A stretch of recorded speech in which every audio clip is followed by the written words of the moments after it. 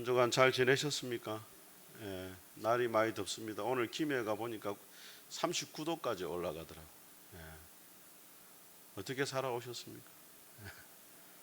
예, 그래도 외국에는 보니까 에어컨이 없어가지고 막 돈 있어도 사지를 못하고 싸우고 이러는데 우리는 그래도 에어컨이 있으니까 얼마나 감사합니까? 예, 불평하지 마시고 감사할 수 있길 주의 이름으로 축복합니다.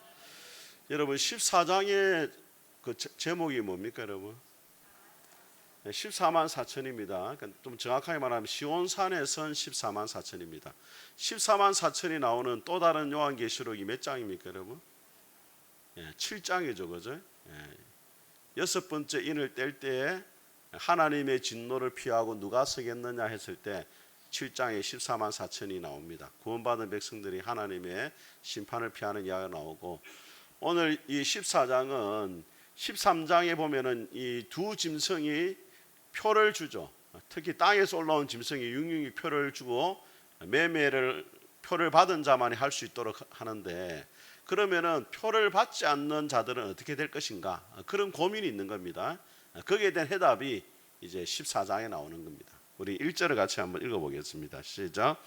또 내가 보니 보라, 어린 양이 시온산에 섰고 그와 함께 14만 4천이 서 있는데 그들의 이마에는 어린 양의 이름과 그의 아버지의 이름을 쓴 것이 있더라. 자, 여러분, 사도 요한이 환상 가운데 보니까, 자, 어린 양이 나오는데 어린 양은 누굽니까? 예수님이잖아요, 그죠? 예수님이 어디에 서 있습니까? 시온산에 서 있습니다. 자, 이 말씀이 어디와 대조가 되냐면 12장 우리 17절 한번 보겠습니다. 12장 17절 같이 읽겠습니다. 시작.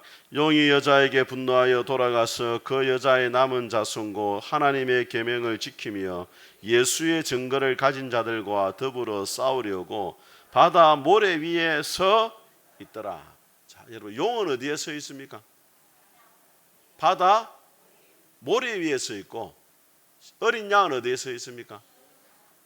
시온산에 서 있습니다. 오늘 이것만 여러분이 알고 가셔도 엄청난 진리를 아시는 거예요. 저는 요한계시록 한 100권 정도 읽었을 때 겨우 이제 이게 하나 보이더라고요.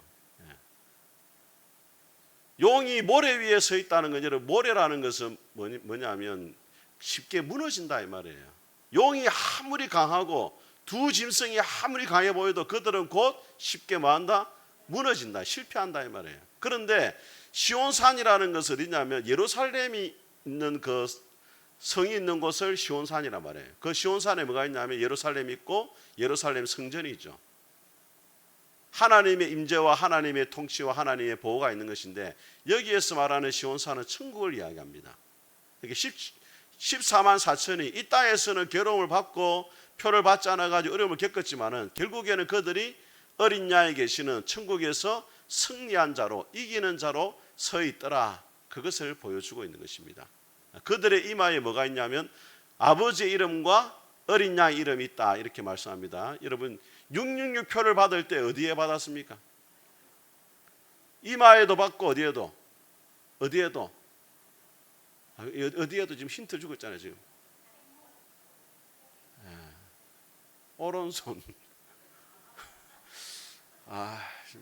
많이 부족해요 여러분. 힌트를 이렇게 줘도 지금 뭐 오른손에만 받는데, 이게 어디에 나오냐면 신명기 6장에 나와. 6장에 하나님의 말씀을 붙이는데 미간에 붙이고 손에 붙이라 이렇게 하잖아요, 그죠? 그래서 유대인들이 지금도 손에다가 말씀을 이렇게 감고 이마에도 말씀을 넣는 상자를 넣어가지고 그걸 이마에 딱 붙여요.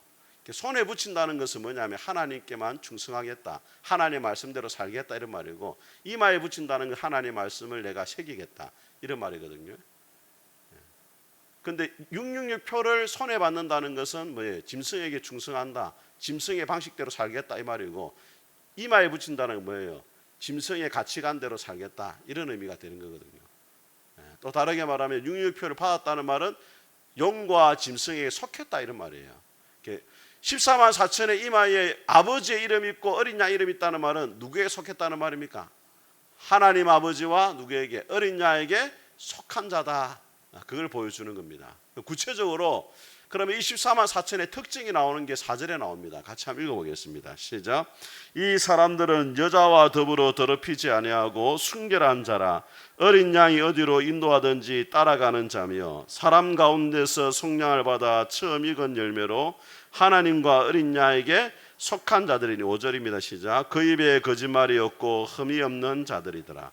자, 14만 4천의 특징을 네 가지로 말하는데 첫째는 뭐냐면 한번 따라하겠습니다. 여자와 더불어 더럽히지 않는 순결한 자다.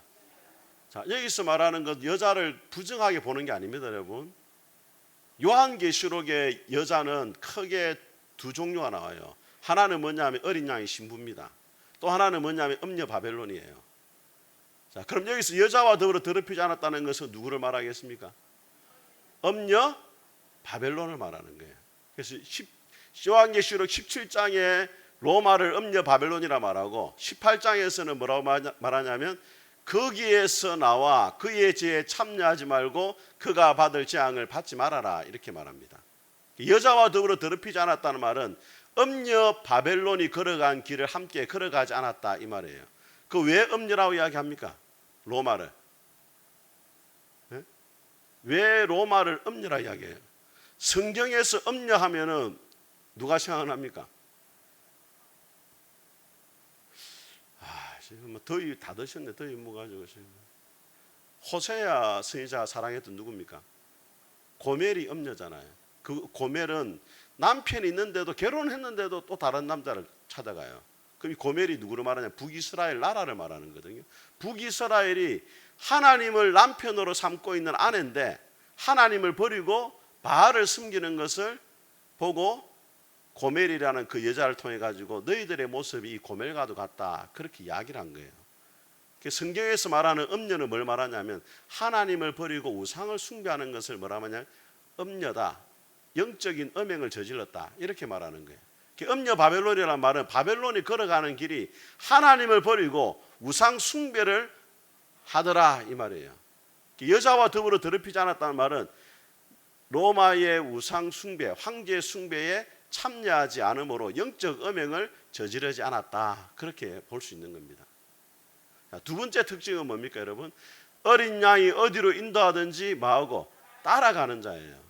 14만 4천은 단순히 예수님 믿습니다 고백하는 사람이 아닙니다 여러분.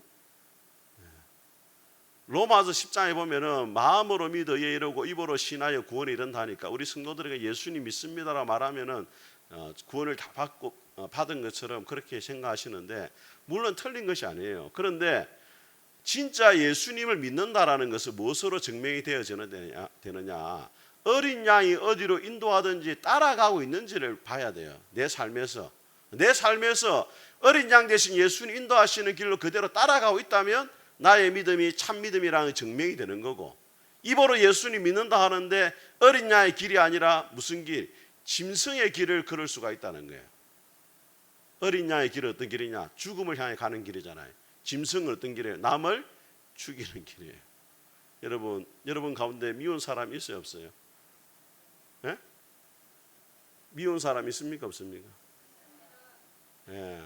그 미운 사람이 있을 때 용서하고 내가 죽는 거는 누구의 길을 가는 거냐면 어린 양의 길을 가는 거예요. 미운 사람을 쫓아가지고 죽이고 싶다. 그러면 누구 길을 가는 거예요? 짐승의 길을 가는 거예요. 여러분 그걸 통해서 한번 점검을 해봐야 돼요.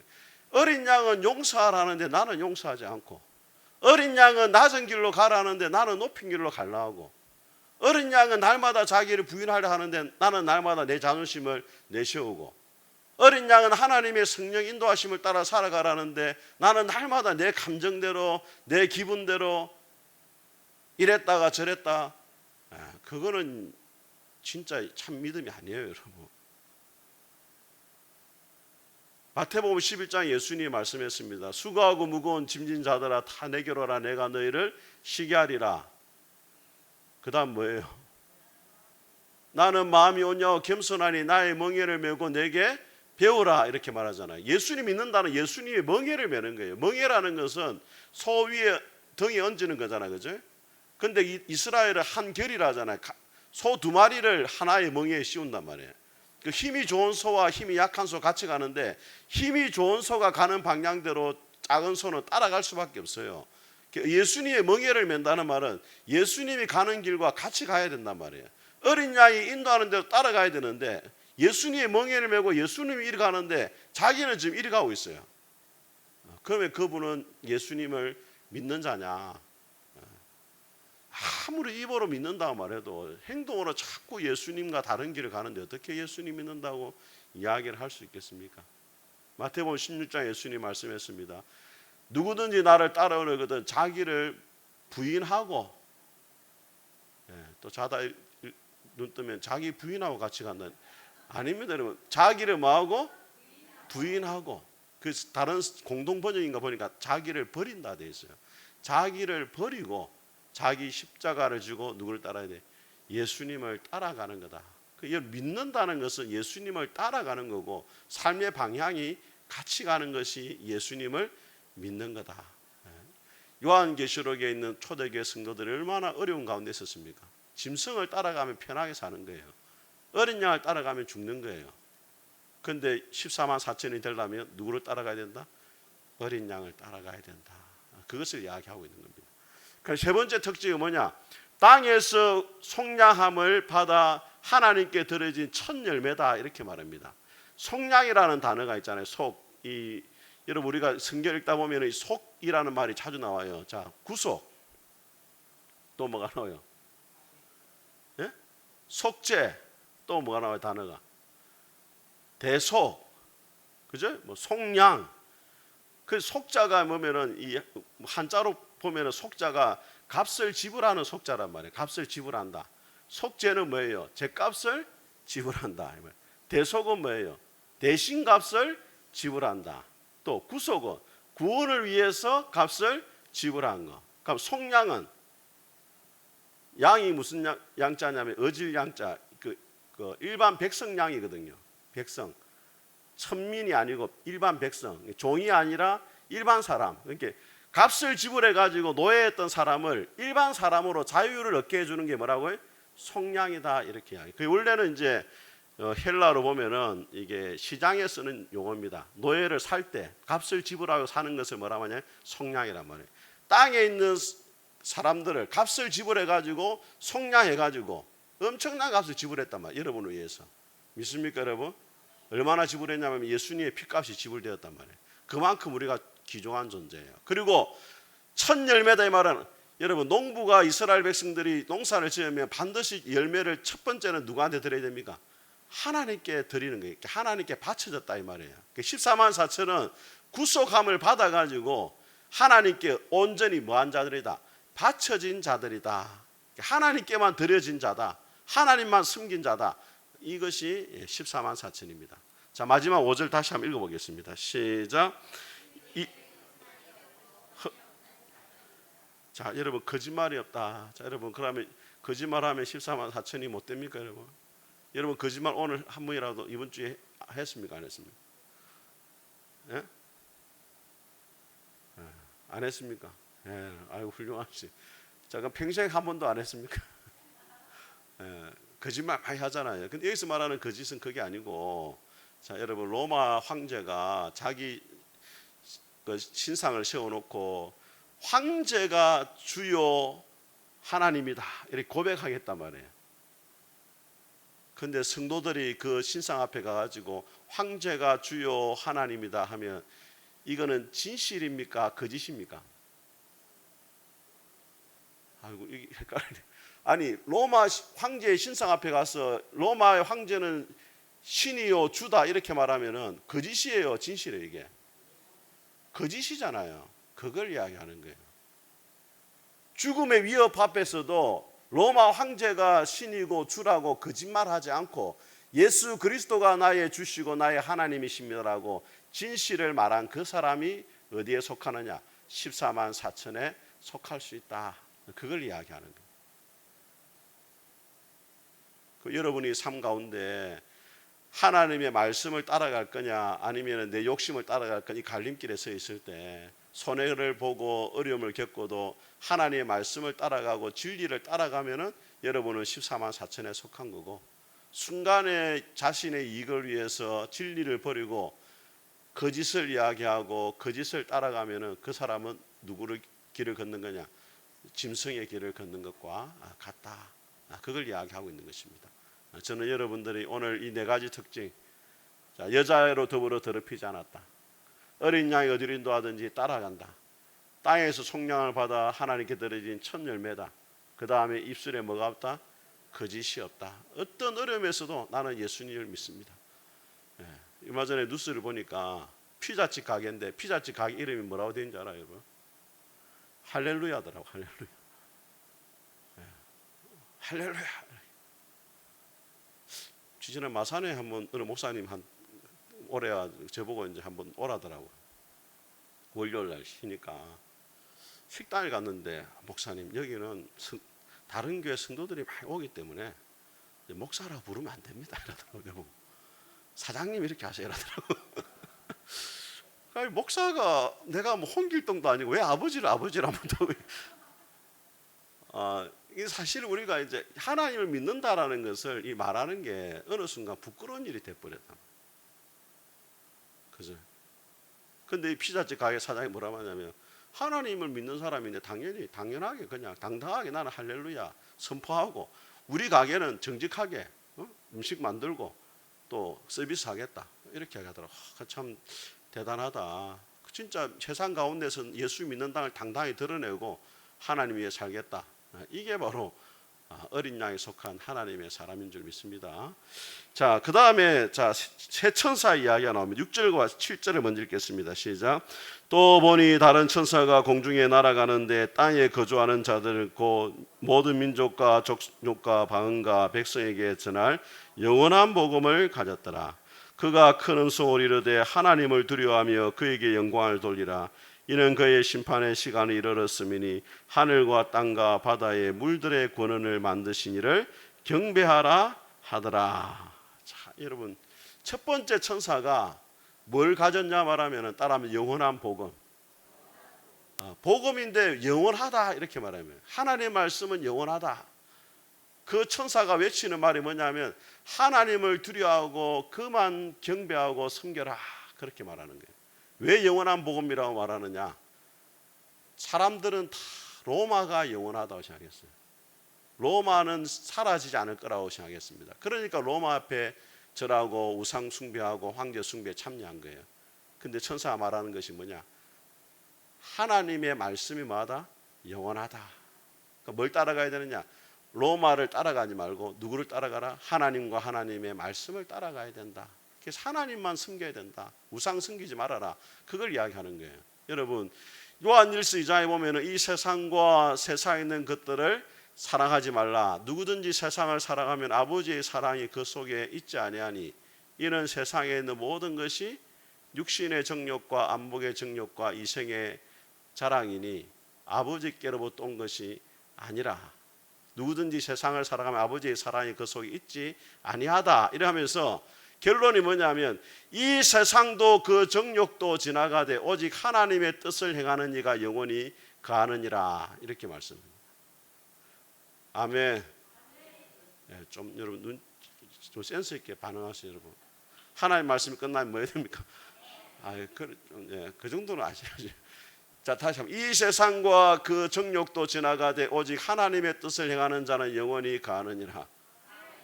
그래서 여러분 우리가 지혜롭게 사는 비결은 뭐냐면 영원한 것에 투자를 해야 돼요. 영원한 것에. 그 영원한 것이 세 개가 있잖아요. 제가 말씀드렸죠. 첫째 뭐가냐면 이 세상과 그 정욕도 지나가되 오직 하나님의 뜻을 행하는 자. 하나님의 말씀이 영원해요. 영원한 복음. 두 번째 뭐가 영원하면 하나님이 영원하고 세 번째 뭐가 영원합니까? 우리의 영혼이 영원합니다. 이 세 가지를 투자하면은 실패가 없습니다. 아시겠죠? 말씀에 투자하고 자기 자신의 영혼에 투자하고 누구에 투자해야 됩니까? 하나님께 투자해야 돼요. 그래야 지혜롭게 살아가는 비결이 됩니다. 로마가 영원하다 이렇게 말하는데 둘째 천사가 뭐라 말하냐면 우리 8절을 한번 읽어보겠습니다. 8절 시작. 또 다른 천사고 둘째가 그 뒤를 따라 말하되 무너졌도다 무너졌도다 큰 성 바벨론이여 모든 나라에게 그의 음행으로 말미암아 진노의 포도주를 먹이던 자로다 하더라. 자, 로마가 영원하지 않다. 이미 무너졌도다 무너졌도다 이렇게 말합니다. 이미 아직까지 로마가 그대로 있는데도 둘째 천사가 뭐라고 선포하냐, 무너졌도다 무너졌도다. 완료형으로 이야기해요. 이미 되어진 일로. 이거를 좀 전문적으로 말하면 예언적 완료다 이렇게 말해요. 예언적 완료. 하나님의 예언은 이미 이루어진 것과 똑같다는 거예요. 왜? 그대로 이루어질 것이기 때문에. 로마는 겉으로 보기에는 여전히 건재해 보이지만 결국에는 하나님의 심판을 받아 뭐한다? 없어진다는 거예요. 그러니까 이 로마에 관심을 두지 말고 황제 숭배도 참여하지 말고 영원하신 하나님과 하나님의 말씀, 하나님만 섬기는 자로 살아가라 이렇게 말하는 거예요. 여러분, 이 세상은 침몰하고 있는 배와 같습니다. 여러분 타이타닉 영화 보셨죠? 타이타닉 영화 보면은 그 빙산에 부딪혀 가지고 자초하잖아요, 그죠? 침몰하는 배 안에서는 1등석이 의미가 없어요, 여러분. 뭘 먹느냐도 의미가 없어요. 뭘 입느냐도 의미가 없어요. 그 침몰하는 배에서 제일 첫 번째 해야 될 게 뭐냐? 빨리 거기서 뭐 해야 돼요? 나와야 됩니다, 여러분. 그게 지혜로운 자예요. 그래서 요한계시록 18장에서 말하잖아요. 거기서 나와라. 거기서 막 잘 먹고 잘 살고 많은 걸 누리려고 해봐야 결과적으로 뭐한다? 침몰하는 거예요. 무너진 세상에 매이지 말고 거기서 뭐 해야 된다? 나와야 된다는 거예요. 여러분, 롯과 아브라함이 땅을 두고 목자들이 막 다투었을 때 아브라함이 네가 먼저 선택하라니까 롯이 어느 땅을 선택했습니까? 네? 소돔과 고모라를 선택했잖아요.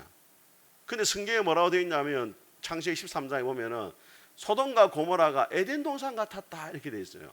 근데 하나 다 앞에 뭐라고 되어 있냐면 그 성이 멸망하기 전이었으므로 에덴 동산과도 같았다 이렇게 되어 있어요. 근데 끝을 보면은 망하는 땅인데 롯이 망하는 길로 간 거예요. 왜? 끝을 못 봤기 때문에. 하나님의 사람은 어디를 보고 살아야 되느냐? 지금 순간을 보는 것이 아니라 마지막을 바라보고 살아가야 돼요. 바벨론은 이미 무너지는 세상이에요. 이 세상은 침몰하는 배와 같고 하나님의 심판 아래 있기 때문에 영원하지 못하다는 거예요. 그 어디에 우리가 소망을 둬야 되느냐?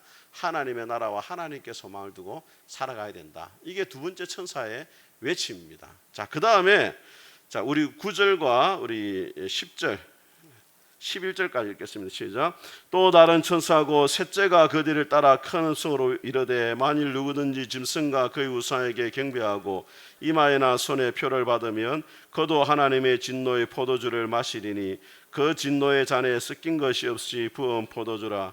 거룩한 천사들 앞과 어린 양 앞에서 불과 유황으로 고난을 받으리니 그 고난의 연기가 세세토록 올라가리로다. 짐승과 그의 우상에게 경배하고 그의 이름에 표를 받는 자는 누구든지 밤낮 쉼을 얻지 못하더라. 자, 여러분 이제 두 가지 이제 쉼을 이야기하는데 지난 시간에 우리가 이걸 읽었습니다, 그죠? 짐승에게 경배하고 육육의 표를 받은 자는 이 땅에서는 쉼을 얻지만은 죽고 난 다음에는 불과 유황으로 꺼지지 않는 지옥불에 들어가서 세세토록 뭐하냐면 고난을 받는 거예요. 자, 두 번째로 그럼 또 다른 쉼이 나옵니다. 12절과 13절 있습니다. 시작. 성도들의 인내가 여기 있나니 그들은 하나님의 계명과 예수에 대한 믿음을 지키는 자니라. 또 내가 들으니 하늘에서 음성이 나서 이르되 기록하라. 지금 이후로 주 안에서 죽는 자들은 복이 있도다 하시며 성령이 이르시되 그러하다. 그들이 수고를 거치고 쉬리니 이는 그들의 행한 일이 따름이니라 하시더라. 참 따라했습니다. 주 안에서 죽는 자는 복이 있다. 이 말씀은 이제 장례식장에서 가장 많이 인용되는 말씀 중에 하나입니다. 주 안에서 죽었으니까 복이 있습니다. 근데 원래 본 의미가 뭐냐면 666 표를 받고 짐승에게 경배하고 이 땅에서 쉬고 영원히 죽은 이후에 괴로움을 당할 거냐, 반대로 666 표를 받지 않고 이 땅에서 죽고 영원히 죽는 자는 어떻게 되느냐, 복이 있다. 이 말씀은 이제 장례식장에서 가장 많이 인용되는 말씀 중에 하나입니다. 주 안에서 죽었으니까 복이 있습니다. 근데 원래 본 의미가 뭐냐면 666 표를 받고 짐승에게 경배하고 이 땅에서 쉬고 영원히 죽은 이후에 괴로움을 당할 거냐, 반대로 하나님과 어린 양에 속한 자가 돼가지고 이 땅에서는 쉼을 얻지 못하고 편안을 누리지 못하지만은 죽음 이후에 주 안에서 죽어서 쉼을 누릴 거냐, 두 쉼 중에 어느 쉼을 선택할 거냐, 이걸 결단하는 말씀이에요. 자, 여러분 어떻게 하겠습니까? 이 땅에서 잘 먹고 잘 살겠어요? 죽은 다음에 천국에서 영원히 행복하게 살겠습니까? 눈에 욕심이 아직까지 그러면 뭐 지금 모아놓은 돈은 저한테 주시는 걸로.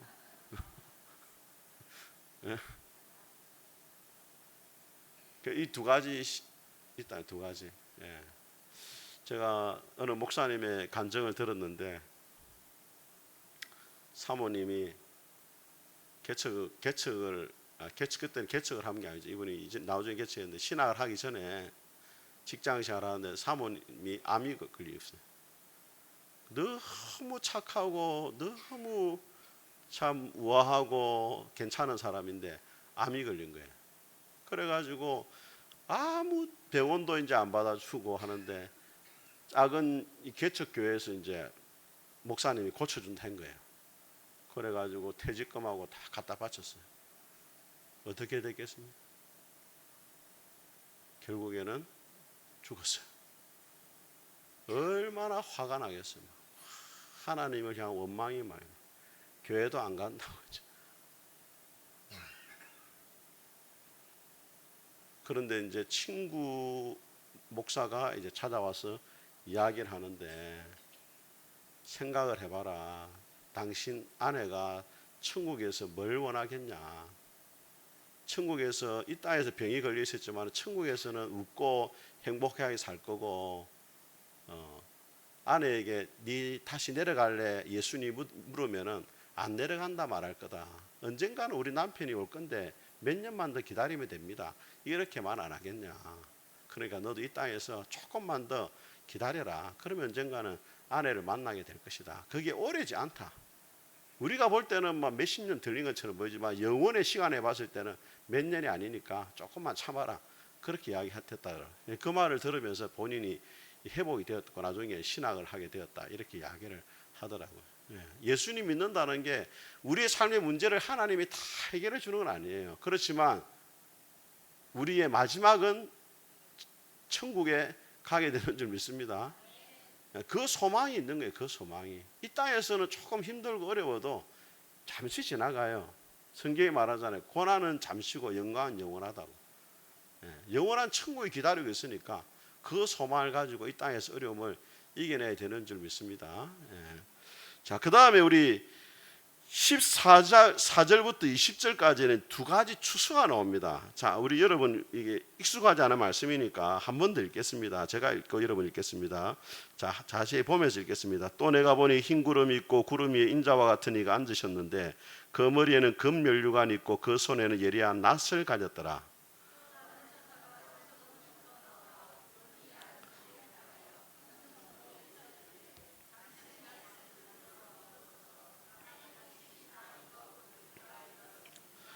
구름 위에 앉으시가 낯설 땅의 휘두름에 땅의 곡식이 거두어지니라.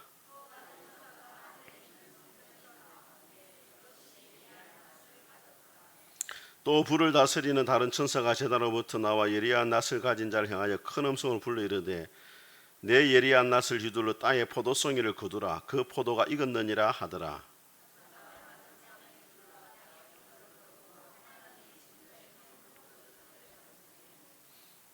같이 읽겠습니다. 시작. 성 밖에서 그 틀이 밟히니 틀에서 피가 나서 말굴레까지 닿았고 1600스타디온에 퍼졌더라. 자, 여러분, 자, 두 가지 추수가 나옵니다. 자, 이 구름 위에 앉으신 분은 예수님이에요. 그 최종 심판을 누가 하는 예수님이 하시는데, 자, 첫 번째 추수는 뭐가 추수가 되고 있습니까? 곡식이 추수가 되고, 두 번째는 뭐가 추수가 됩니까? 포도송이가 추수가 됩니다. 자, 저를 보세요, 여러분. 자, 두 가지 추수입니다. 하나는 곡식이 추수가 되는 거고, 하나는 뭐가요? 포도송이가 추수가 되는데, 포도송이는 포도를 수확해가지고 포도즙 틀에 던져가지고 밟아요. 그 피가 1600 스타디온 300km 튀어납니다. 또 말굴레까지 말머리까지 그 포도즙이 차요. 자, 그럼 이 둘 중에 누가 성도에 대한 그 추수고 누가 어떤 게 악인에 대한 추수겠습니까? 네? 그렇죠. 곡식 추수를 한다는 것은 우리가 성경에 나오잖아요. 알고 건모아 어디로 드리고 곡간으로 드린다 되어 있잖아요. 그죠?